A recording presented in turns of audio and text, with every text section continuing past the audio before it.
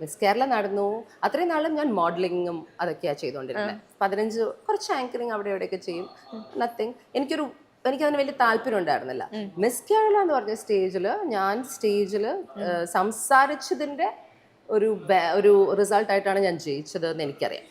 അത് ലുക്സും ഒന്നുമല്ല. Because women who looked amazing. But ആ ഒരു ക്വസ്റ്റ്യൻ ആൻസർ ചെയ്ത രീതിയിലാണ് ജയിച്ചതെന്നുള്ള ഫീഡ്ബാക്ക് എനിക്ക് പിന്നെ കിട്ടി. അതും കിട്ടി. ദെൻ ഐ റിയലൈസ്ഡ് എനിക്ക് സംസാരിക്കാനുള്ള കഴിവുണ്ടെന്ന് തോന്നുന്നു. അത്രയും നാളും എൻ്റെ സ്കൂളിലും ഞാൻ ഒരിക്കൽ പോലും ഈ ജസ്റ്റ് എ മിനിറ്റ് ഡിബേറ്റ്സ് എലക്യൂഷൻസിന് കയറാത്ത ഒരാളാണ്. ഒരിക്കലും I can't believe it. I can't believe എൻ്റെ teachers didn't spot this talent. Because എനിക്കറിയില്ല. ഒറ്റയ്ക്ക് സ്റ്റേജിൽ കയറി നമ്മളൊന്നും ചെയ്യില്ല. only group dance or group song.